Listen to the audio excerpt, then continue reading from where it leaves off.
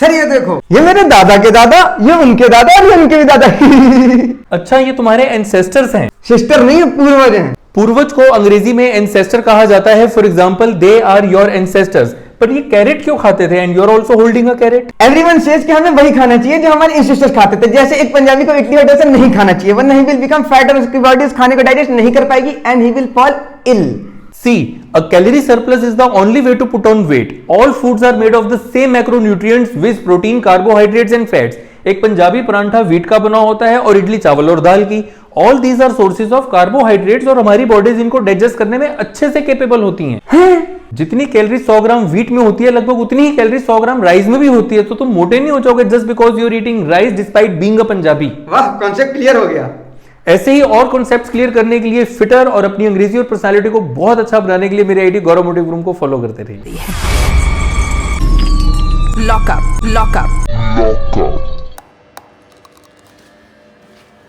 कारागृह को अंग्रेजी में जेल या लॉकअप कहा जाता है और लॉकअप में डबल पी नहीं सिंगल पी का प्रयोग किया जाता है। अपनी अंग्रेजी और पर्सनालिटी को बहुत अच्छा बनाने के लिए मेरे आईडी गौरव मोटिव रूम को फॉलो करते रहिए।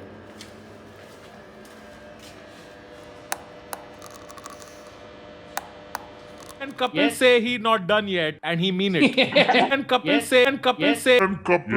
यूट्यूबर तन्मय भट्ट ने कहा कपिल से। ये गलत वाक्य है, सही वाक्य होता है कपिल सेज, क्योंकि कपिल थर्ड पर्सन सिंगुलर है और सिंपल प्रेजेंट टेंस में जब थर्ड पर्सन सिंगुलर आता है तो singular form of the verb यानी सेज का प्रयोग किया जाता है। He mean it. He mean it ये भी गलत वाक्य है, सही वाक्य होता है ही मीन्स इट। इस केस में भी सेम एरर है क्योंकि ही थर्ड पर्सन सिंगुलर है तो singular form of the verb यानी मीन्स का प्रयोग किया जाना चाहिए। अब थर्ड पर्सन सिंगुलर को डिटेल में समझने के लिए यूट्यूब चैनल गौरव मोटिव रूम पर मेरा वीडियो नंबर 4 देखिए। अपनी अंग्रेजी और पर्सनालिटी को बहुत अच्छा बनाने के लिए मेरे आईडी गौरव मोटिव रूम को फॉलो करते रहिए। टॉमी, कहीं नहीं जा सकता, पट्टा बंधा हुआ है। पट्टे को अंग्रेजी में लीश कहा जाता है। फॉर एग्जाम्पल, कुत्ते का पट्टा बंधा हुआ है, the dog is on a leash. अपनी अंग्रेजी और पर्सनालिटी को बहुत अच्छा बनाने के लिए मेरे आईडी गौरव मोटिव ग्रूम को फॉलो करते रहिए।